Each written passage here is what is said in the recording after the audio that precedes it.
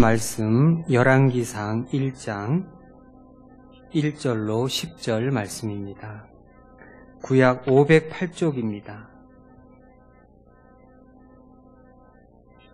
구약 508쪽 열왕기상 1장 1절에서 10절 말씀을 한 절씩 교독합니다.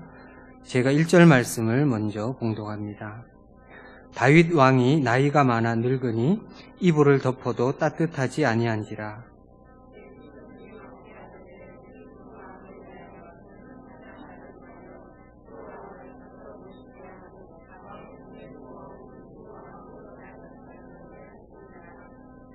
이스라엘 사방 영토 내에 아리따운 처녀를 구하던 중 수넴 여자 아비삭을 얻어 왕께 데려왔으니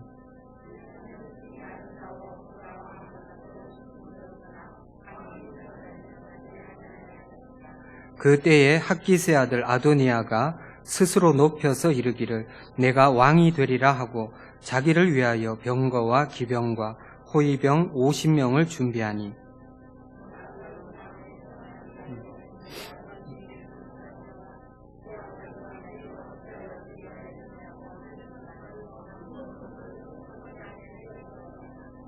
아도니아가 스루야의 아들 요압과 제사장 아비아달과 모이하니 그들이 따르고 도우나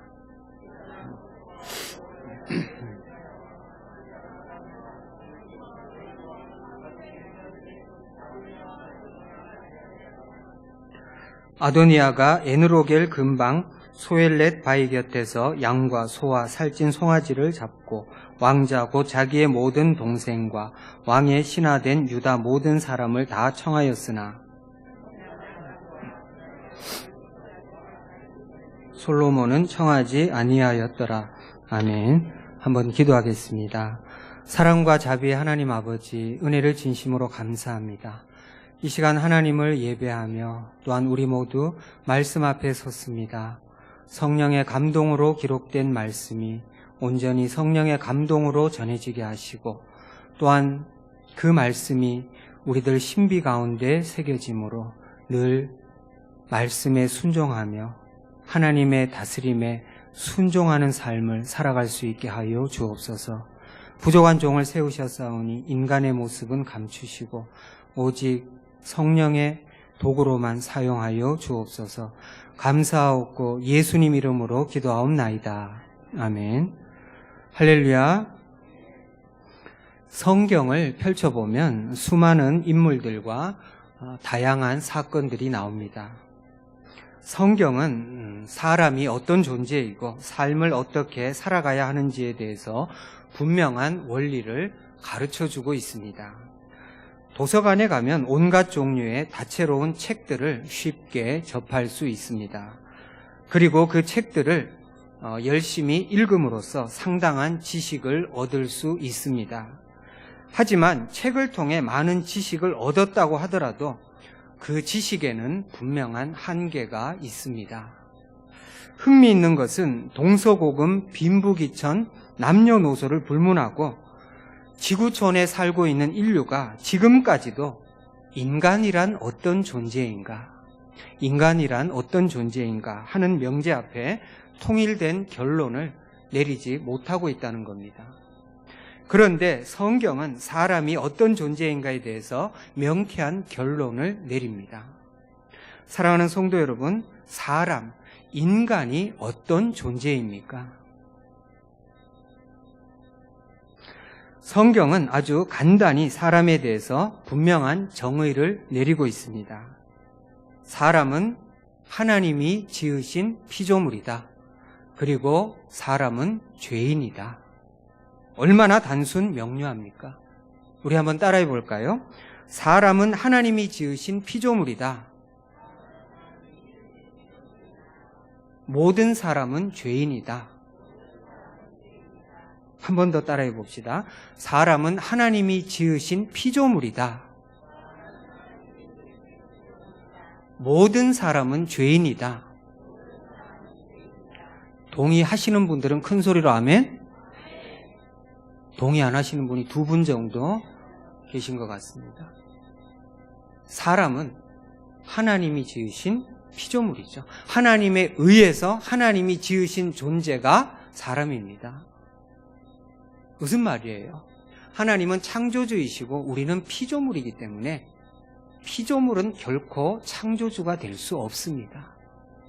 그런데 창세기 3장에 보면 에덴 동산에서 뱀이 하와를 유혹할 때 했던 말, 너희가 이것을 먹는 날에는 하나님과 같이 되어. 사랑하는 성도 여러분, 우리는 결코 하나님과 같이 될 수 없습니다. 하나님은 창조주이시고 우리는 피조물이기 때문에. 여러분, 세상의 모든 거짓 종교들은 다 어떤 수행을 하거나 여하간 어떤 노력을 통해서 신의 경지에 이룰 수 있다라고 말합니다. 그러나 성경은 그렇게 말하지 않습니다. 너희는 피조물이고 너희는 죄인이기 때문에 너희 스스로를 구원할 수 없다. 그렇기 때문에 하나님께서 예수 그리스도를 이 땅에 보내신 겁니다. 할렐루야. 여러분, 우리 스스로 구원받을 수 있을 것 같으면 굳이 예수님께서 그 참혹한 십자가에 달리실 이유가 없는 거죠. 우리는 죄인이기 때문에 우리 스스로를 구원할 수 없는 거예요. 여러분, 깊은 물에 빠진 사람이 지금 허우적거리면서 자기 손으로 자기 머리를 끄집어 당긴다고 해서 바깥으로 나갈 수 있어요? 질문이 상당히 어려운가 봅니다. 저는 강대상에서 결코 어려운 질문을 하지 않습니다. 혹 어려운 질문을 하게 되면 힌트를 반드시 드립니다. 잘 대답해 보세요. 지금 깊은 물에 빠진 사람이 허우적거리면서 자기 손으로 자기 머리 끄집어 당긴다고 해서 물 밖으로 나갈 수 있어요? 없습니다. 누군가 바깥에서 다른 사람이 구해줘야 되는 거예요. 여러분, 우리는 물에 빠져서 허우적거리는 것과 같고 에베소서 2장 1절에 보면 죄와 허물로 죽었던 너희를 살리셨도다. 죽었던 하는 얘기는 죽을 수밖에 없었던이 아니고 완전히 끝난 거예요. 죽은 거예요. 그런데 예수 그리스도로 인해서 새 생명을 얻은 겁니다. 할렐루야. 그런데 죄성을 가진 인간은 성경에서 말하는 단순한 진리를 받기 싫고 믿기는 더더욱 싫은 거예요. 여러분, 우리 예수님께서 요한복음 14장 6절에서 내가 곧 길이요 진리요 생명이니 나로 말미암지 않고는 아버지께로 올 자가 없느니라. 얼마나 명쾌합니까? 내가 곧 길이요 진리요 생명이니 나로 말미암지 않고는 아버지께로 올 자가 없느니라. 사도행전 4장 12절 말씀에 보면 천하 인간에 구원 얻을 만한 다른 이름을 주신 일이 없다 그랬어요. 구원은 오직 예수 그리스도입니다. 할렐루야. 다른 어떤 이름으로도 구원받을 수 없고 오직 예수 그리스도의 이름으로만 구원받는 겁니다. 이 명쾌하고 단순한 진리를 사람들은 받기 싫어해요. 죄인이라는 그 소리가 듣기 싫은 거예요. 내가 왜 죄인이냐 하는 거죠. 여러분, 성경은 어떤 결과가 있어서 죄인이라고 말하는 게 아니에요. 하나님은 우리 마음속의 동기를 보시는 분이에요. 마음에 음욕을 품었어도 이미 간음했다 그랬고 마음의 형제를 미워하면 이미 살인했다 그랬어요. 그런 의미에서 오늘 우리 가운데 죄인 아닌 사람이 있어요? 아무리 성인 군자로 칭송받는 사람이라 하더라도 그 마음의 생각까지 온전할 수는 없는 겁니다. 그러다 보니 인간은 끊임없이 하나님께 대적하는 일을 스스럼 없이 자행하는 겁니다. 대표적인 예로 창세기 11장을 생각할 수 있습니다. 창세기 11장에 보면 바벨탑 사건이 나옵니다. 창세기 11장에 나오는 바벨탑 사건을 보면 탑을 쌓게 된 동기에 대해 창세기 기자는 4절에서 이렇게 말하고 있습니다. 창세기 11장 4절 같이 읽어봅시다. 시작. 또 말하되 자 성읍과 탑을 건설하여 그 탑 꼭대기를 하늘에 닿게 하여 우리 이름을 내고 온 지면에 흩어짐을 면하자. 탑 꼭대기를 하늘에 닿게 하여 우리 이름을 내고에 주목할 필요가 있습니다. 자막에 빨간색으로 강조되고 있죠. 이들은 하늘에 닿을 만한 높은 탑을 건축하면 과거 노아 시대처럼 큰 홍수가 나더라도 끄떡 없을 것이라 생각했을 겁니다. 하나님이 아닌 우리 이름을 내고 우리끼리 모여서 얼마든지 잘 살아갈 수 있을 것으로 생각했을 겁니다. 그런데 바벨탑을 쌓은 결과가 무엇입니까? 그렇게 해서 그들의 뜻대로 자기들 이름 내고 자기들끼리 잘 먹고 잘 살았나요? 그 결과가 어떻게 됐어요? 하나님께서 언어를 혼잡케 하셨습니다. 언어를 혼잡케 하셨어요. 그리고 온 지면에 흩으셨습니다. 결국 그들의 생각대로 된 것은 아무것도 없어요. 하나님께서 언어를 흩어버렸어요. 외국어 대학교의 기원이 창세기 11장에 있습니다. 아마 가장 오래된 대학은 외국어 대학교일 것 같아요. 언어를 흩어버렸어요. 그래서 말이 통하는 사람들끼리 다 흩어진 겁니다. 바벨탑 사건과는 대조적으로 바로 그 다음 장 창세기 12장에 보면 아브라함이 하나님께 부름받는 장면이 나옵니다. 하나님께서 아브라함을 부르시며 이렇게 말씀하십니다. 자막이 빨라서 참 좋습니다. 2절 같이 보시죠. 내가 너로 큰 민족을 이루고 내게 복을 주어 내 이름을 창대하게 하리니 너는 복이 될지라. 아멘. 자, 여기에 보시면 내 이름을 창대하게 하리니, 바벨탑 사건과 아브라함의 소명 사건은 정반대의 양상을 띠고 있습니다. 바벨탑 사건은 인간 편에서 이름을 내겠다고 아우성입니다. 그에 반해 아브라함의 소명 사건은 하나님 편에서 아브라함을 찾아오셨어요. 그리고 너의 이름을 창대케 하겠다고 말씀합니다. 여러분 그 차이를 아시겠어요? 바벨탑 사건은 누구 편에서? 사람 편에서, 인간 편에서 스스로 이름을 내겠다고 아우성을 친 거예요. 그런데 그 다음 장 아브라함 같은 경우는 누구 편에서? 하나님 편에서 너의 이름을 창대케 하겠다라고 말씀하고 계셔요. 인간 편이냐 하나님 편이냐, 누가 주도권을 갖고 있느냐에 따라 그 결과는 천양지차입니다. 사랑하는 성도 여러분, 오늘 우리들의 모습은 어떠한가요? 내 모습은 바벨탑의 모습에 더 가깝습니까? 아니면 아브라함의 모습에 더 가깝습니까? 냉정하게 여러분들이 자기 자신을 돌아보시고, 혹 내 안에 바벨탑과 같은 모습이 많다면 오늘 이 말씀을 들으면서 회개하시고 결단하고 돌이킬 수 있길 바랍니다. 또한 아브라함 편인 것 같다라고 생각되면 더더욱 그쪽으로 매진할 수 있기를 원합니다. 오늘 본문에 나오는 아도니아라는 인물, 이 사람은 과연 바벨탑의 전철을 밟고 있을까요? 아니면 아브라함의 전철을 밟고 있을까요? 오늘 본문 1절을 우리 다시 한번 읽어봅시다. 열왕기상 1장 1절 말씀. 함께 읽습니다. 다윗 왕이 나이가 많아 늙으니 이불을 덮어도 따뜻하지 아니한지라. 아멘. 천하의 다윗도 세월 앞엔 어쩔 수 없음을 봅니다.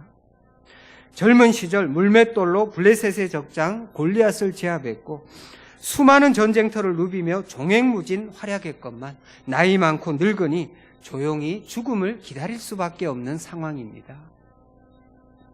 저도 과거 청소년 시절과 청년 시절엔 제가 피터팬인 줄 알았습니다. 다른 사람들은 나이를 먹고 늙어도 저는 결코 나이 먹지 않을 줄 알았어요. 이 얼마나 유치찬란한 생각입니까? 오늘 3부 예배에 참석한 청년들도 계속해서 청춘에 머물러 있을 것이라 착각하지 마시기 바랍니다. 우리 전도서 12장으로 한번 가볼까요? 전도서 12장 1절과 2절입니다. 우리 같이 읽습니다. 너는 청년의 때에 너의 창조주를 기억하라. 곧 곤고한 날이 이르기 전에 나는 아무 낙이 없다고 할 해들이 가깝기 전에 해와 빛과 달과 별들이 어둡기 전에 비 뒤에 구름이 다시 일어나기 전에 그리하라. 아멘.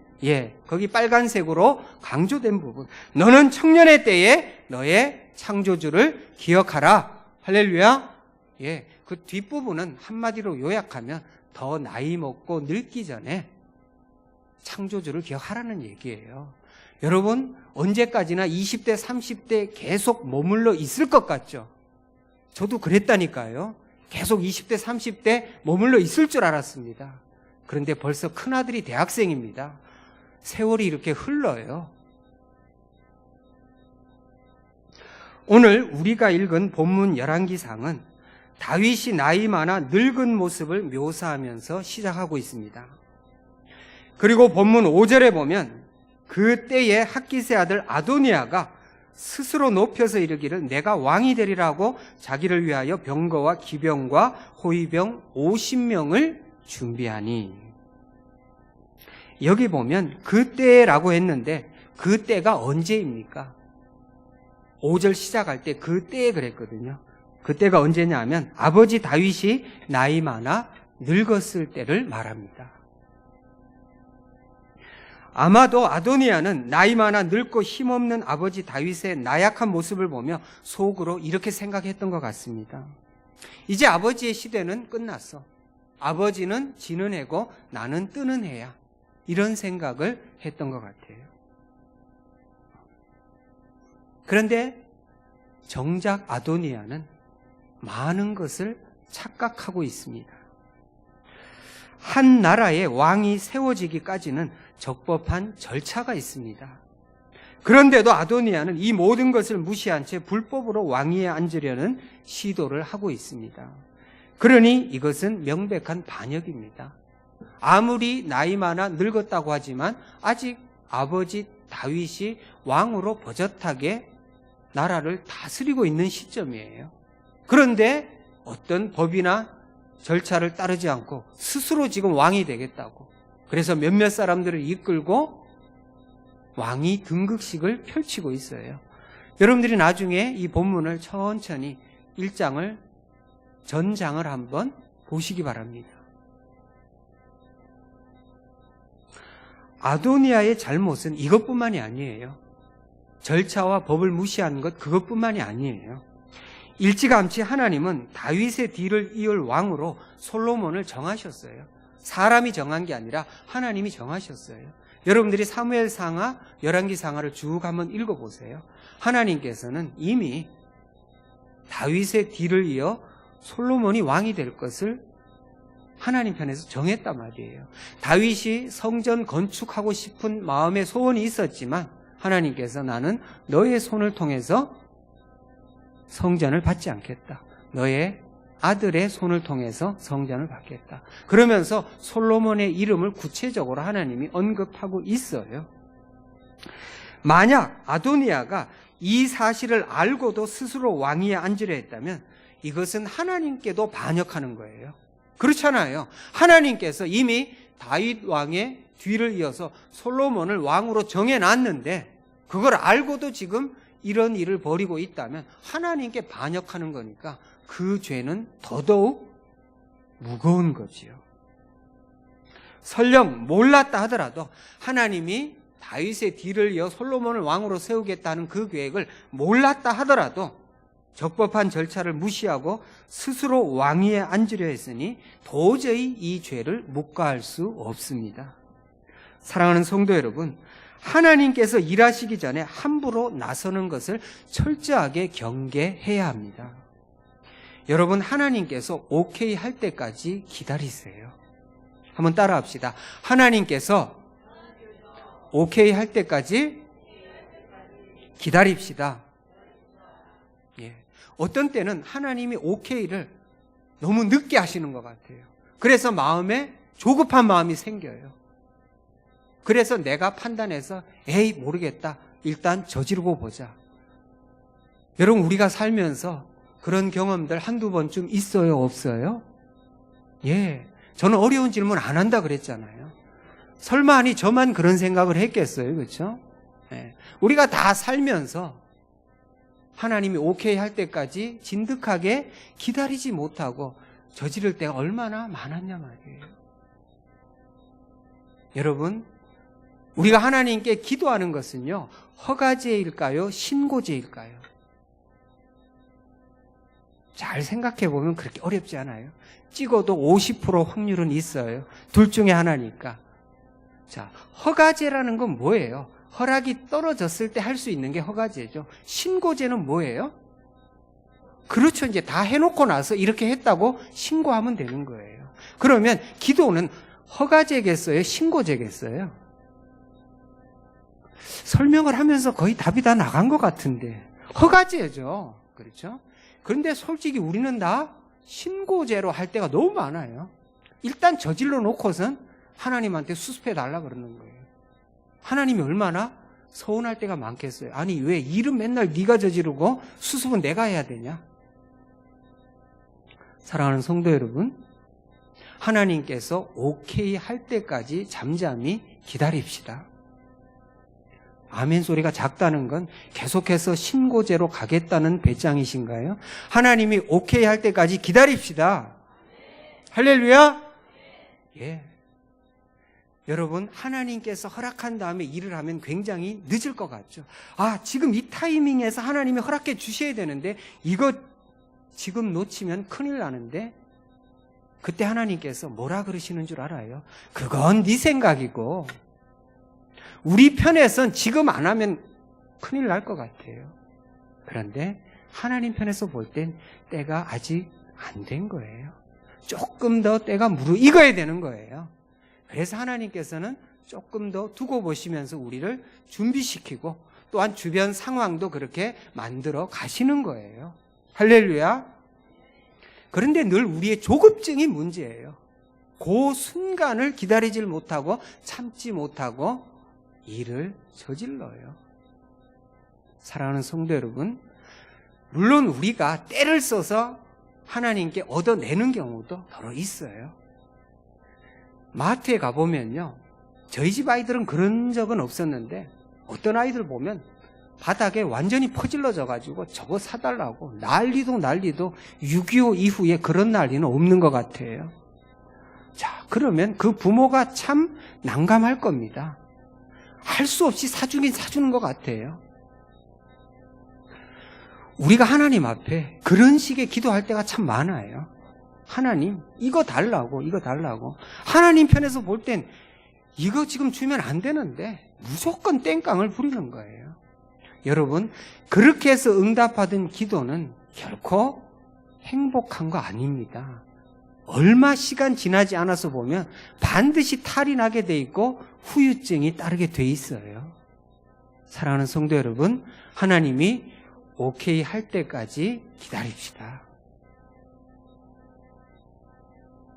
사실 아도니아는 객관적으로 볼 때 다윗의 뒤를 이어 왕이 될 만한 요소를 충분히 갖추고 있어요. 단순히 왕자들의 서열로만 따진다면 암논과 압살롬이 죽었기 때문에 아도니아가 차기 왕이 될 수 있는 1순위입니다. 게다가 오늘 본문 7절을 보면 아도니아는 군사령관 요압과 제사장 아비아달 등 정치적 실세들을 거느리고 있어요. 그런데도 다윗의 뒤를 이어 왕이 된 것은 아도니아가 아니라 솔로몬이에요. 여러분, 이것이 무엇을 의미합니까? 이스라엘의 왕은 내가 왕이 되고 싶다고 해서 되는 것이 아니라 하나님이 세우셔야 된다는 거예요. 아도니아는 이것을 놓치고 있다는 겁니다. 인생은 내가 하고 싶다고 해서 다 할 수 있는 것 아니에요, 여러분. 그렇죠? 내가 하고 싶다고 다 할 수 있는 것 아니란 말이에요. 궁극적으로 하나님께서 그 일을 하시도록 도와주시고 붙들어 주시고 진행해 주실 때 그 일을 할 수 있는 겁니다. 아도니아는 지금 이걸 놓치고 있는 거예요. 내가 누가 보더라도 아버지의 뒤를 이어 왕이 될 만한 1순위다. 이미 형들 암논이나 압살롬은 죽었고, 그리고 나는 아비아달도, 그리고 요압도, 이런 정치적 거물들도 내 편으로 만들었으니까 당연히 이 나라의 차기 왕은 나다. 그러나 아도니아는 이스라엘의 왕을 세우시는 분이 하나님이신 것을, 이 근본적인 사실을 놓치고 있다는 것, 이것이 아도니아의 비극입니다. 그것이 비단 아도니아만의 비극일까요? 오늘 내 모습은 그렇지 않다고 여러분 장담할 수 있나요? 아도니아를 보면서 창세기 11장의 바벨탑 사건이 오버랩되는 것은 저 혼자만의 생각일까요?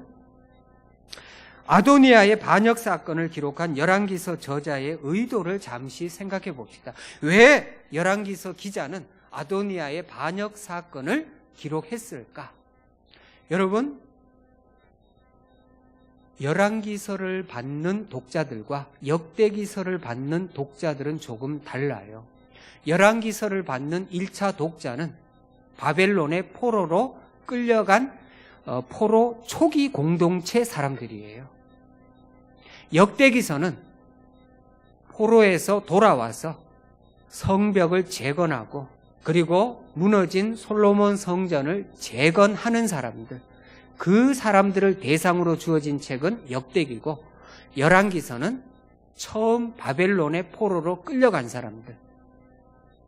자, 다시 한번 정리할게요. 열왕기서의 첫 번째 독자는 누구냐 하면 지금 막 포로로 끌려간 사람들. 그렇죠? 자, 바벨론 포로 생활을 몇 년 동안 했어요? 70년. 70년 포로 생활을 다 하고서 바사의 고레스 왕이 조서를 내리잖아요. 이스라엘 사람들 고국으로 돌아가라고. 그렇게 해서 고국으로 돌아와서 느헤미야 같은 사람은 성벽을 재건했었죠. 그리고 학개 선지자 이런 사람들은 계속해서 성전 건축을 독려하고 있잖아요. 자, 제2성전, 제1성전은 솔로몬 성전입니다. 솔로몬 성전은 굉장히 화려했고 웅장했어요. 그에 반해 바벨론 포로 생활을 마치고 돌아왔던 사람들이 지은 2성전은 과거 솔로몬 성전에 비하면 너무너무 볼품없고 초라해요. 그럼에도 불구하고 포로 후기, 즉 성벽을 재건하고 제2성전을 건축하는 사람들, 이 사람들에게 필요한 것은 채찍이 아니라 격려와 위로와 소망이에요. 자, 너희들이 70년 포로 생활을 끝마쳤고 죗값을 다 치루었다. 이제는 힘을 모아 성전을 건축하고 그리고 성벽을 재건해라. 그래서 역대기서를 보면은 다윗 왕의 밧세바 사건 같은 이런 부끄러운 사건들은 없어요. 그것은 역대기 기자의 신학적 의도예요. 조금 전에도 말씀드렸지만 역대기를 처음 받아들게 되는 독자들은 포로 생활을 마치고 돌아온 사람들이기 때문에 그들에게는 지금 꾸중이 아니라 오히려 격려가 필요하기 때문에, 그래서 예배와 성전에 신실했다. 그래서 역대기서를 보면 히스기야가 유월절을 지킨 사건을 굉장히 디테일하게 설명하고 있어요. 이유가 있습니다. 아, 과거에 히스기야 왕 같은 분들은 하나님의 계명에 충실했구나. 그래서 하나님의 율법 계명에 충실해서 유월절 절기를 이렇게 착실하게 지켰구나. 그걸 보면서 우리가 살 길, 우리가 행할 길도 여전히 하나님의 계명대로 사는 것밖에 없다. 그 도전을 받으라는 거죠. 그에 반해 열왕기 독자들은 왜 다윗의 그런 부끄러운 사건들까지 열왕기서에는 다 기록이 되어 있는가 하면 그걸 보면서 맞아, 오늘 본문에 나온 아도니아의 반역 사건 이런 것들을 보면서 맞아, 우리들도 하나님 앞에서 그렇게 불순종했고 반역했고 하나님 앞에서 말도 안 되는 그런 죄악된 삶을 살았어. 그래서 지금 우리가 포로로 끌려오는 거예요. 포로 초기 공동체는 그 원인을 알아야 될 것 아니에요. 여러분, 부모가 아이를 회초리를 가할 때에 분명하게 그 이유를 설명을 해야 되잖아요. 너가 지금 이러이러한 것을 잘못했기 때문에 내가 회초리를 드는 것이다. 그러니 너가 달게 이 회초리를 받고 다음부터는 이러한 잘못을 하지 말아라. 열왕기서는 지금 회초리를 맞는 사람에게 설명을 하고 있는 거예요.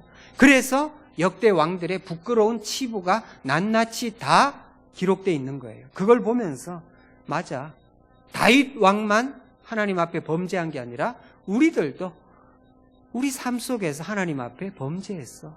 그래서 우리가 지금 죄값을 치르고 있는 것이고, 그래서 지금 바벨론의 포로로 끌려온 거예요. 열왕기서의 독자와 역대기서의 독자가 다르다는 것을 염두에 두시고 앞으로 여러분들이 열왕기서와 역대기서를 한번 읽어보세요. 그러면 이 본문이 우리에게 새롭게 다가올 것입니다.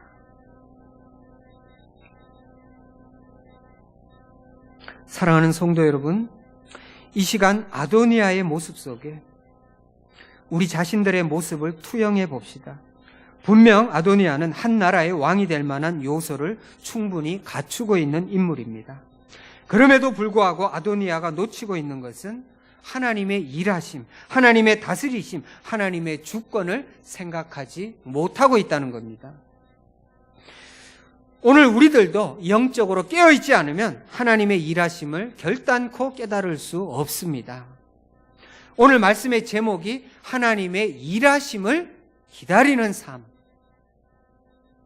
하나님의 일하심을 기다린다는 것은 결코 소극적이거나 무책임한 것을 의미하지 않습니다. 오히려 하나님의 일하심을 기다리는 삶은 대단히 모험적이고 적극적이고 믿음이 없으면 결코 흉내조차 낼 수 없는 고귀한 삶입니다. 여러분, 하나님의 일하심을 기다리는 삶, 이것은 소극적인 게 아니에요. 여러분, 우리가 하나님의 말씀대로 살고 하나님의 인도함을 구한다고 하는 것은요, 대단한 믿음과 대단한 모험을 요하는 거예요. 모험으로 사는 인생. 저자 이름이 얼른 생각이 안 나는데 한번 기회가 되면 읽어보세요. 조금 내용이 딱딱하긴 해요. 근데 우리 그리스도인들은 다 하나님 앞에서 모험으로 사는 인생들이에요. 그 말은 바꾸어 말하면 믿음으로 사는 인생들이라는 거죠. 여러분, 혹시 인디아나 존스라는 영화 보셨어요? 인디아나 존스. 예, 영화 참 잘 만들었어요. 근데 그 영화 감독은 사실 성경에서 전부 모티브를 얻었어요. 근데 안타까운 것은 항상 그렇게 성경적이질 않고 비성경적이고 좀 반성경적으로 가는 게 아깝습니다. 그 감독이 죽기 전에 좀 꼭 회개하고 기독교 영화 하나 제대로 좀 만들었으면 좋겠어요. 그 인디아나 존스 시리즈 가운데 여러분 그 장면 기억납니까? 그 마지막에 이렇게 왜 성배, 독이 든 성배인가 거기 보면 이제 그 해리슨 포드죠. 그 사람이 이제 그 굴에 들어갈 때 암호를 하나씩 이렇게 해독하면서 들어가는데 처음에 이렇게 겸손해야 된다 해서 무릎을 탁 꿇는 순간 칼날이 위로 이렇게 싹 지나가는 거. 혹시 보셨어요? 기억나요? 예. 한 두세 분 정도는 고개를 끄덕이시는 게 아마 기억이 나는 것 같고, 나중에 한번 보세요. 100% 성경적인 영화는 아니지만 성경에서 다 아이디어를 얻은 거니까. 그래서 해리슨 포드가 거기에서 일단 목숨을 건집니다. 그 다음에 이제 그 굴 속에 쭉 들어가서 하여간 이렇게 해서 마지막에 앞이 분명히 낭떠러지예요. 근데 이제 그걸 이렇게 해독하니까 믿음으로 건너라. 와, 이거 낭떠러지인데 믿음으로 건너라는 거예요. 그러니까 해리슨 포드가 잠시 한 3, 4초 갈등하다가 에이 모르겠다고서 낭떠러지로 이렇게 발을 내디뎌요.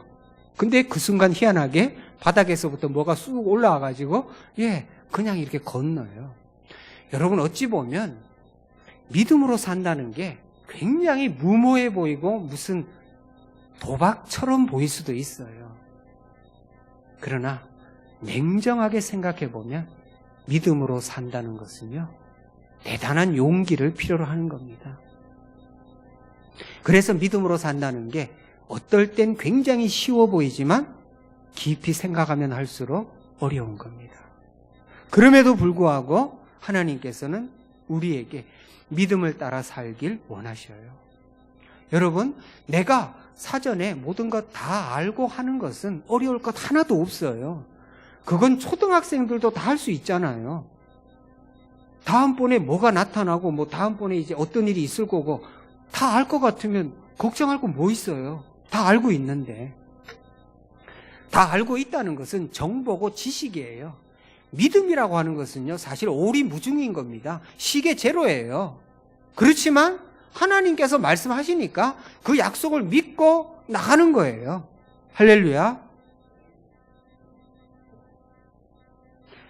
나를 둘러싼 주변 상황이 나한테 유리하다고 해서 교만하지도 말고, 반대로 주변 상황이 온통 절망의 늪에 빠진 것 같다고 해서 비굴할 이유도 없습니다. 다시 한번요. 지금 나를 둘러싼 주변 환경이 나한테 유리하다고 해서 교만할 필요도 없어요. 반대로 나를 둘러싼 주변 환경이 온통 사방이 막혀 있고 절망의 늪인 것 같다고 해서 비굴할 이유도 없다는 겁니다. 왜냐하면 주변 상황이 문제가 아니라 지금 하나님께서 그 상황을 어떻게 인도하시느냐가 중요하기 때문이에요. 할렐루야.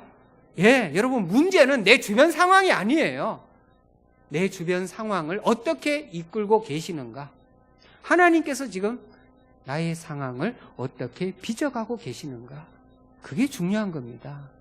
그래서 우리는 하나님의 일하심을 기다려야 되고, 하나님께서 지금 내 삶을 어떻게 이끌어 가는가를 영적으로 잘 분별해야 된다는 겁니다. 사랑하는 성도 여러분, 오늘 저와 여러분들도 영적으로 조금만 방심하면 언제든지 바벨탑을 쌓으려는 유혹과 아도니아의 반역 같은 죄에 쉽게 빠져들 수 있는 연약한 존재입니다. 그렇기 때문에 하나님이 일하신다, 하나님이 다스리신다, 즉 하나님의 주권을 인정하는 것이 중요합니다. 하나님의 주권을 인정하지 않는 것은 결국 하나님의 주권을 거부하는 것입니다. 이 얼마나 두려운 일입니까? 여러분, 기독교 윤리는 상황 윤리가 아니에요. 절대 윤리입니다. 천국이냐 지옥이냐, 하나님께 순종이냐 불순종이냐, 하나님이냐 사탄 마귀냐, 둘 중에 하나예요. 여러분, 천주교에서 말하는 연옥은 없습니다. 논리적으로야 연옥을 이야기하기 좋죠. 천국 가기는 조금 부족해 보이고, 그렇다고 지옥 가기는 너무 잔인한 것 같고, 연옥을 이야기하면 듣기는 그럴싸하죠. 그러나 성경은 연옥을 지지하지 않아요. 사랑하는 성도 여러분, 내가 하나님의 주권을 인정하지 않고 있다면 그 말은 결국 내가 하나님의 주권을 거부하고 있는 거예요. 하나님을 인정하는 것도 아니고 인정 안 하는 것도 아니고 그 중간이라는 건 없다는 거예요. 신앙에 있어서 중립지대는 없어요. 회색지대는 없어요. 하나님께 영광이냐 하나님께 거역이냐, 둘 중 하나인 거예요. 그렇다면 우리가 어디로 가야 돼요? 당연히 하나님께 영광, 아멘이 나와야 되죠. 하나님께 영광, 하나님께 찬양, 하나님의 주권을 인정, 하나님의 다스림을 기다리고 하나님의 인도하심을 구하는 것, 이쪽으로 가야 되는 거예요. 오늘 낮 1, 2부 예배 때 정 목사님이 그런 말씀을 하셨어요. 저도 동의합니다. 여러분, 아무리 인물이 잘나고 스펙이 좋고 명문대학을 나왔어도 그 사람이 하나님의 주권을 인정하지 않으면 그 사람은 결국 하나님의 주권을 거부하는 사람이에요. 차라리 하나님의 주권을 거부할 것 같으면 오히려 조금 머리가 모자란 게 나아요. 그 좋은 머리로 결국 하나님께 영광 안 될 일만 하게 돼 있어요. 무슨 얘기인지 이해가 되시죠, 여러분? 하나님의 주권을 인정하지 않는 사람이 머리가 좋으면 그 명석한 두뇌로 결국 하나님께 영광 안 되는 일을 하게 돼 있단 말이에요. 그럴 바엔 차라리 머리 나쁜 게 낫잖아요. 그러나 하나님께 영광을 돌려야 될 우리들은 하나님께 지혜를 구해서 머리가 좋아질 수 있길 원합니다. 여러분, 우리는 하나님께 지혜를 구해야 돼요. 안 구할 거예요, 여러분? 우리는 하나님께 지혜를 구해야 됩니다. 예. 그래서 하나님이 주신 지혜로 하나님께 영광을 돌려야 되니까. 말씀을 마무리합니다. 아도니아는 하나님이 일하시는 것에 대해서는 전혀 관심이 없었어요. 오로지 자신의 정치적 야욕에 충실했을 뿐입니다. 아도니아에게 하나님의 주권은 아무런 의미가 없었습니다. 아도니아의 이런 모습이 오고 오는 모든 세대의 비극이에요. 하나님 없이 뭘 해보겠다는 거. 이게 오고 오는 모든 세대의 비극이라는 거예요. 오늘 내 속에 아도니아의 반역과 같은, 즉 하나님의 일하심을 전혀 보지 못하는 부분은 없는지 철저히 돌아볼 수 있기 원합니다. 내 속에 자리한 아도니아의 반역과 같은 잘못된 모습을 제거해달라고 우리는 매 순간순간 하나님 앞에 기도합시다. 그래서 철저히 하나님의 주권을 인정하는 하나님의 일하심을 기다리는 삶의 내용으로 가득 채워지는 저와 여러분의 삶이 될 수 있기를 진심으로 축원합니다.